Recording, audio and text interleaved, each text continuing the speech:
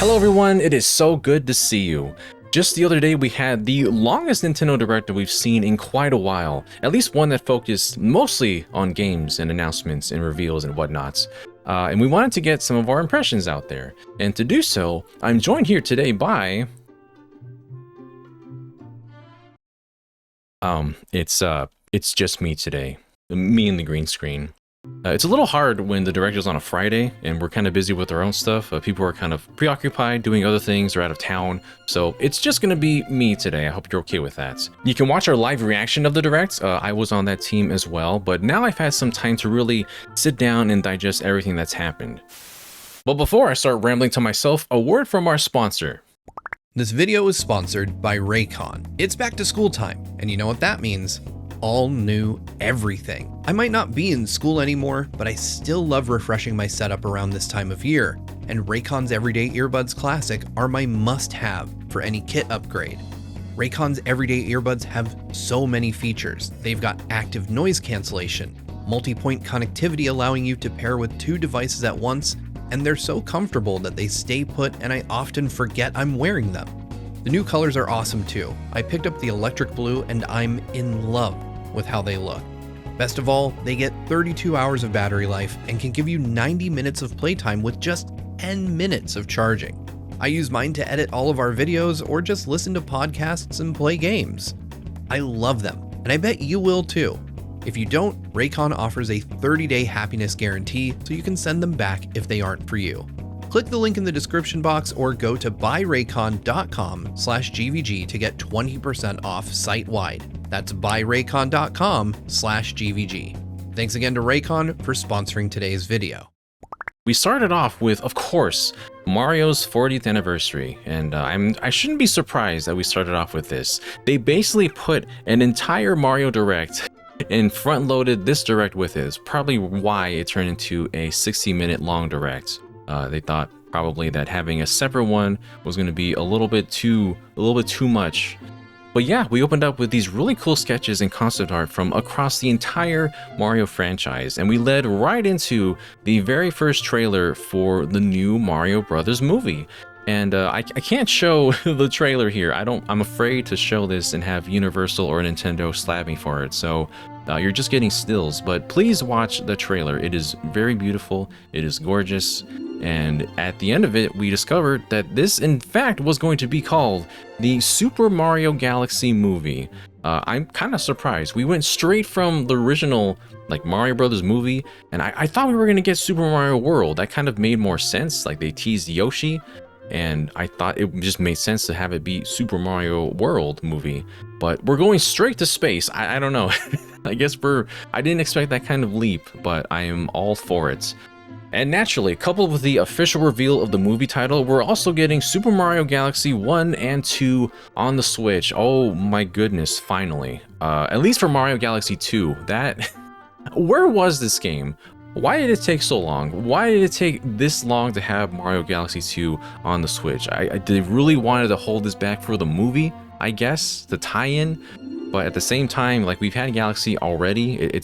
Galaxy 1 is in a weird situation. This whole pack is kind of strange. Both games are $40 US separately, or if you buy them together physically, it's $70. This is really for people that don't have or have never experienced the Galaxy games to begin with, or if they also happen to miss out on the 3D All-Stars. I already have 3D All-Stars, but at the same time, people can play Mario 64 on NSO. They will eventually be able to play Mario Sunshine on NSO. And Galaxy is the one that's kind of been in limbo, so this helps kind of to re-complete the trio.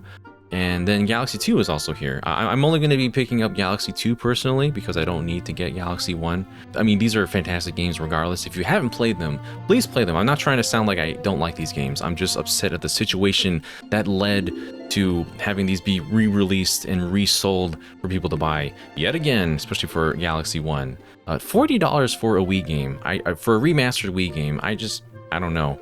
There were some games that were being sold on the Wii U eShop for like 20 at times, so it's just the Switch tax at this point. Accompanying this, we also have more amiibo, and boy, was it the amiibo direct for some people. These are very gorgeous and detailed amiibo. They're very big. I think at this point, given the quality of these figures, we've come to accept the fact that these are pretty much just for like the collector value of it, the figure itself. There are very few games that have effectively adapted the use in-game and have made it seem like it's not a paywall for another feature, like the Skyward Sword one, for example.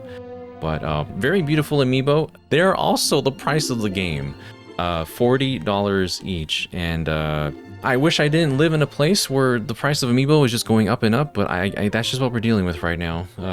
Beyond that, I think one of the biggest announcements for me, and no joke, is probably Rosalina's storybook. Seconds before it was revealed, I was on the stream and I was like, please just let me buy this physically, just make it a real book.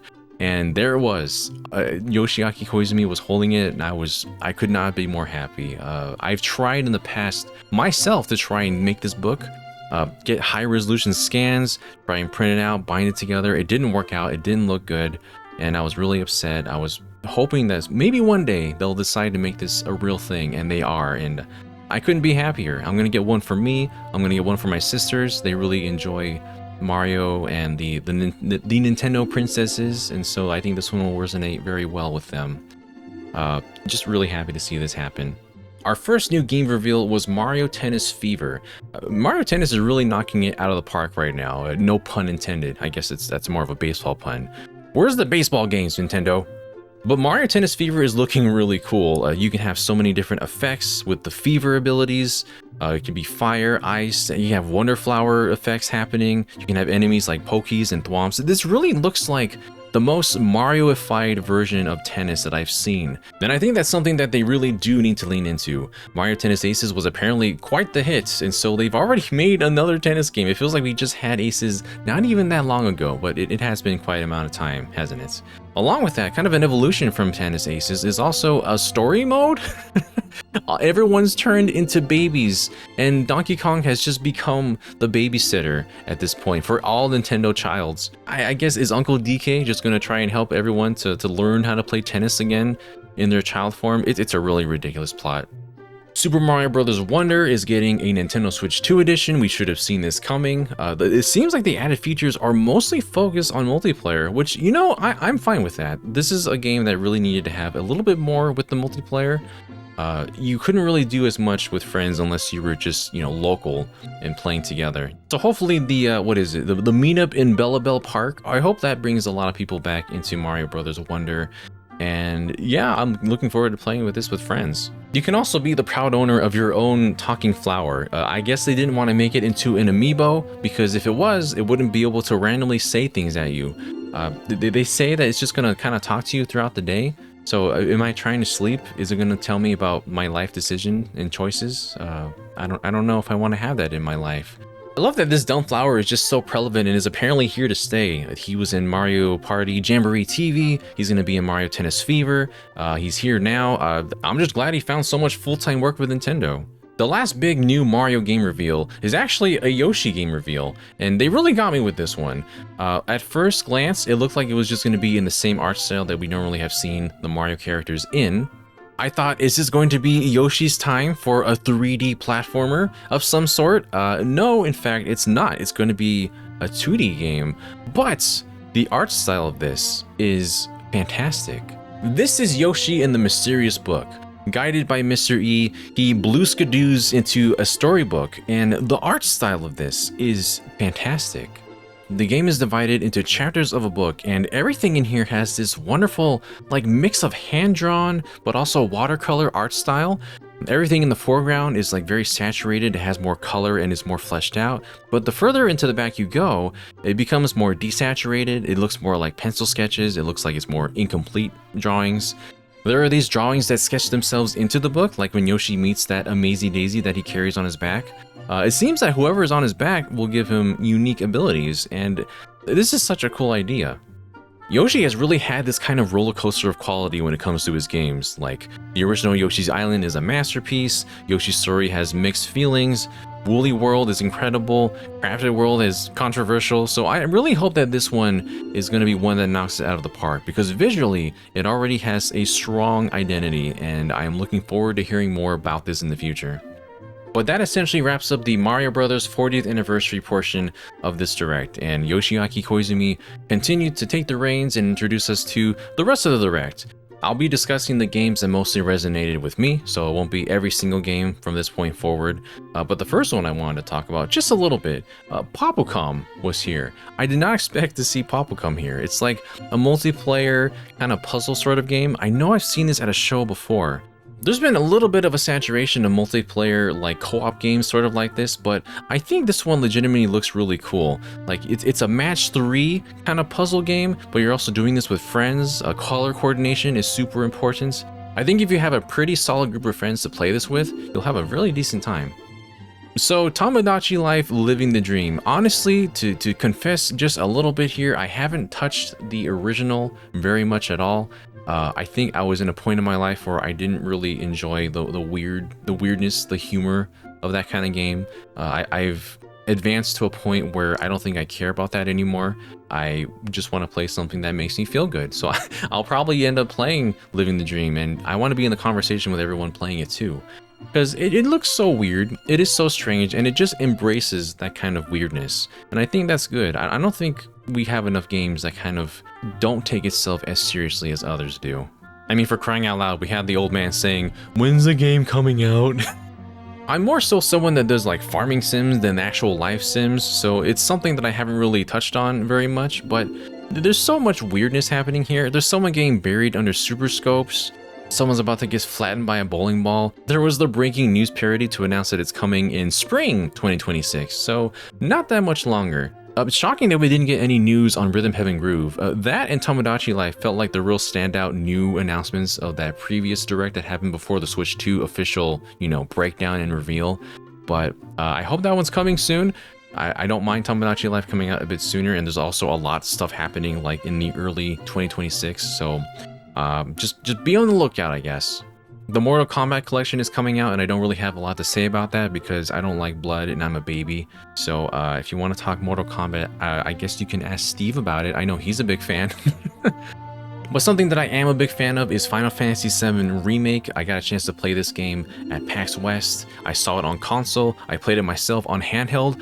Both of them ran perfectly fine. Very stable, very competent remakes of these games done on a Nintendo console. I was amazed that I was playing this on a handheld and how smoothly it ran. This is going to be a very competent version of the game for anybody who has not been able to play Final Fantasy VII Remake. You'll be able to enjoy it here with pretty much the quality of a PS4, if not a little bit better. The Kirby Air Ride section was so funny. It announced nothing, but also that we're going to be announcing everything. So there's going to be new amiibo, Lord help me. There's going to be 2 new amiibo, Kirby on the Warp Star and Bandana Wildie on the Wing Star.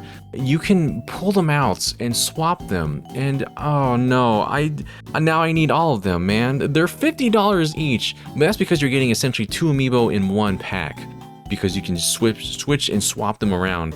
And there's gonna be even more of them. So we're gonna get like the Shadow Star, probably we're gonna get the dumb ice cream truck wagon star. Sakurai is going crazy. He's going on his old ways with getting figures that you can train and swap around and race other people with, or yourself. So, and there's a direct. There's going to be a second presentation for Kirby Air Ride, just for Kirby Air Ride. This guy's a madman. He needs to announce everything in his own way. And you know what? If he just wants to give everyone the gift of another direct and presentation, I'm all for it. Mr. Sakurai, you can give us as many presentations as you want. I will never get tired of hearing you talk about video games. But as much as I want to keep talking about Kirby Air Ride, we also have a Zelda game to talk about. Age of Imprisonment is looking really good. The frame rate is so smooth. There is a hefty amount of characters and enemies on screen at the same time. We got an official confirmation that you can do sync strikes with characters. This looks a lot like the original Fire Emblem Warriors, where you can pair up and do combination attacks as well. So it looks like they're kind of borrowing that idea and applying it here. They all look great. I'm curious to see more. We saw a little bit more of the mysterious automaton mech that we saw revealed at the very end of the last trailer. We still don't know who this character is and what relevance they have to the story, but this is a Zelda game that's focusing a lot more on Zelda again, so I'm all for this. We also saw the reveal of a Dragon Quest VII remake, and this one has such a cool, unique art style. It's keeping it a bit more isometric, a bit more like the HD 2D remakes as well, but that trilogy has its own art style, obviously. It's leaning much more toward the NES and making that a lot more flourished out in HD. This one is more so like Dragon Quest XI, but it has kind of a movie feel to it. Like some of the cutscenes feel like I'm watching the movie that released not too long ago. And man, some of the character designs are so unique and distinctive compared to other Dragon Quest games. Like this absolute Giga Chad. I mean, it looks like he can crush stone with his chin. This really is the best time to be and to become a Dragon Quest fan, and Dragon Quest VII Reimagined is looking just as fantastic as the others. NSO news. Oh my goodness, we are always so excited to see more NSO news, and this time it's the Virtual Boy. Who asked for this? Who thought that we were gonna get a Virtual Boy? This was like on nobody's bingo card prediction list. If it was, I commend you. But a Virtual Boy on NSO, we didn't even get this on the 3DS. What do you mean we're gonna get it on the Switch? They're making it so you can buy an entire Virtual Boy stand to put your Switch into and play it that way for the authentic Virtual Boy experience. At this point, like no matter what console or handheld you want on NSO, I think sky is the limit. We're gonna definitely get DS, 3DS, Wii at some point. It does suck that this entire thing itself is $100, but I mean, hey, if you want to try and find your own Virtual Boy out there in the wild, you're not gonna find it very easily, and for anywhere near the price of $100. So the novelty of this is off the charts, and the Virtual Boy does legitimately have some really great games on it. We're essentially getting the whole library. One of my personal favorites is Jack Bros. I'm not biased at all, not just because it's one of Atlus's first games ever. It's legitimately really fun, and not enough people have given this a shot. If you want, you can also get the cheaper cardboard version, but that's Virtual Boy at home. I want the real console here. I need the authentic headaches that I'm going to get playing this again. Virtual Boy is back, and I can't believe that's a thing. Beyond that, we saw some Switch 2 Edition updates. None of these were first party, but there were some pretty interesting ones in here. Overcooked 2 is going to get a Switch 2 Edition, where we're going to be able to use the camera, so now I can yell at people directly. I know exactly who I'm yelling at when they don't finish the dish or clean the dishes. Stardew Valley is going to get a Switch 2 Edition, in which you can utilize the mouse mode, so it's pretty much going to be like the PC version in some ways, but also combined with the physical controls. I'm really excited to try and see how this feels, and I'm also scared that Concerned Ape is just never going to get the Haunted Chocolatier. Please, the man will never rest. We saw Power Wash Simulator 2. Everyone says I should try Power Wash Simulator. Maybe I will. You know, maybe we'll have a stream and we'll play Power Wash Simulator. We'll squirt water and vibe together. Oh, but here's the real one. Here's the real star of the show. Suika Game Planets. And if you know me, I love myself some Suika fruity goodness. And this one, it takes it into a different direction. So originally, it's like dropping the fruit into a basket, the mashed fruit, and to make the biggest melon ever. But now, it's in a circle. So you go into a rotating circle and drop the fruit in that way. And it looks like there's like this kind of surface tension where just because you put it outside of the bubble doesn't mean it's going to pop. So it looks like you're just going to have to relearn Suika Game to figure out all the mechanics, the physics, and just the best way to evolve your fruits. There's also multiplayer where you're playing on the same board, and it just looks like a lot of fun, honestly. I'm glad that this team was able to make so much money from the original that they just went on and kept doing more. And after this, I admit I wasn't sure what I was looking at because everything I've seen in Metroid Prime 4 Beyond is just like the opening area or that one grassy field. But this, in fact, was Metroid Prime 4 Beyond's introduction to the Viola. What is the Viola, you might ask? It's a bike. They put Samus on a bike. Honestly, who asked for this? But also, thank you. This is everything I could have ever wanted. Apparently, Samus wasn't cool enough. We had to give her a bike. And with this bike, we saw her exploring this vast deserty terrain. And I know that there are some people who just weren't really down with this idea. And I understand that because for Metroid in particular, it's a really tricky situation. If you want to make a space that's wide like this, it has to be large enough that it validates the use of needing a vehicle to explore it. It needs to be appropriately sized so that there's still enough things to do, but also retain that feeling of isolation.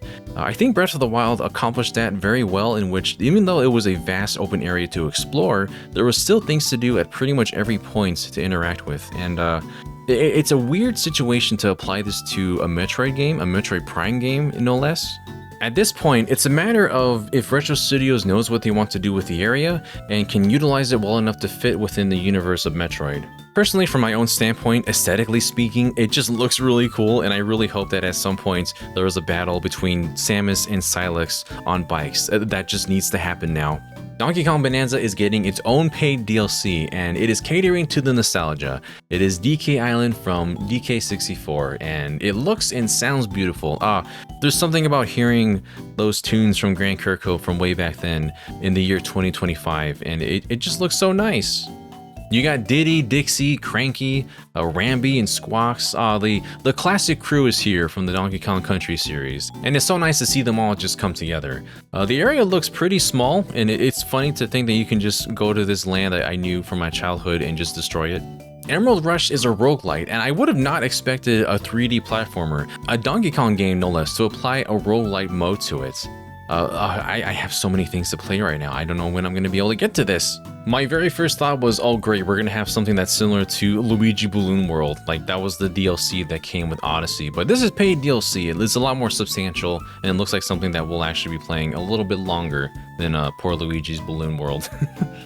After this, we essentially got a mini Pokemon Presents, because we started off with a Ditto, like Animal Crossing, Minecraft, kind of melding of genres together, and I was like, what is happening right now? The Ditto main character human that isn't a human, that was a choice, but the concept itself, the fact that you can just learn all these Pokemon moves, Ditto really is the best Pokemon to like make this happen without having any like actual humans be involved in the game.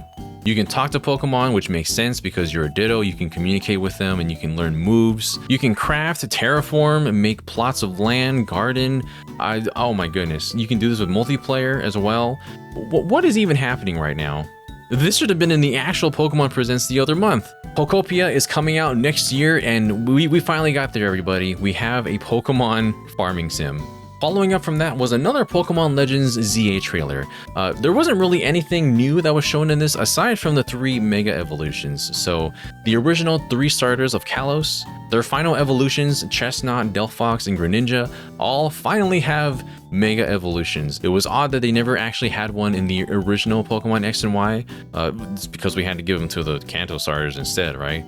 But this is fitting, they all deserve it, and they all look really awesome. And to close out the Pokemon segment, we also have the reveal of Pokemon Legends ZA Mega Dimension, which revealed both a Mega Raichu X and a Mega Raichu Y. This is a paid DLC campaign that is going to be added on to Pokemon Legends ZA after release. And I'm just like, why did you decide to announce this right now? The game isn't out yet. You could have announced this into next year instead and not have such negative press on this. Because now people are going to ask, well, why isn't this just in the base game? Why do I have to pay to have Mega Raichu X and Y? They have cool designs. I feel like this is the closest we're ever going to get to Gorochu from the unused designs that we saw a long time ago that we weren't ever supposed to see, but still. It looks like Mega Raichu X is the actual Raichu Mega Evolution. Mega Raichu Y looks like it kind of goes back to Pikachu. So I guess these are just our required Pikachu variants for this game. You want to know something that I didn't think was required? A Danganronpa 2 remake. What? This was out of nowhere. Who would have ever thought that we would get a Danganronpa 2 remake of all things? Like, the original kind of already has that kind of pop-up aesthetic. There is room to like improve upon it and to remake some of the assets, but most of the art is already in 2D. We saw a really sick animation from Gundam, and that was pretty much it for the entire trailer. The main draw here, though, is an entirely new, like, alternate universe in which something happens at the beginning and the entire course of the game changes. So there's going to be new victims, there's going to be new culprits, so it's going to be entirely remixed. It's called Danganronpa, like, 2x2. 2 times 2 is 4, but very funny. They really just said, we're going to make Danganronpa 4 with characters that you already know and love and have attachments to. You don't necessarily have to play the original Danganronpa to play 2. There are some connections to the story the further you get into it. Having that kind of context does make it a more enjoyable experience. At the very beginning of the game, you'll see a certain character and be like, well, what the hell are you doing here?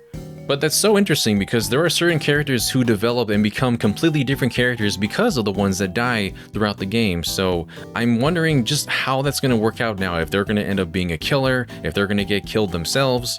The game is filled with a bunch of like really wacky, zany characters, sometimes to an insufferable degree, but if you can put up with that, you'll have a very satisfying time, I think. My favorite character in the Danganronpa series is Into, so now I'm terrified all over again. And obviously, I'm not just going to tell you who my favorite character is, because the moment that I do, they're going to be the first person to die, so good luck figuring that out for yourself. After some more games and a sizzle reel, we got confirmation that we were going to get Resident Evil 9 for the Switch 2. I might not be the biggest Resident Evil fan, but this is pretty significant. Capcom is going to release Resident Evil 9 on all platforms on the same day, including that for Switch 2. Obviously, this isn't going to have the same visual fidelity that we see on other consoles that has been announced for thus far, but the fact that it's coming on Switch 2, it's amazing. The way it runs here, it looks incredible. This was a whole new trailer too. This is the deepest look we've taken into Resident Evil Requiem since it was announced. And we're also getting Resident Evil 7 and Village in February. Capcom has really stepped it up this generation in particular. And finally, there was one more game that would close out the Direct. I kind of thought Resident Evil was going to be that one, but no, it was in fact an entirely new Fire Emblem. A Fire Emblem Fortune's Weave was announced for the Nintendo Switch 2. It is coming next year, and this is a game that is connected to Three Houses in some shape or form. This is an entirely new title. And I am currently trying my very best to analyze every little bit of this trailer so I can have an analysis ready for a video soon. So I don't have too much to say about this right now, other than I am very excited and I can't believe that we finally got another Fire Emblem finally announced.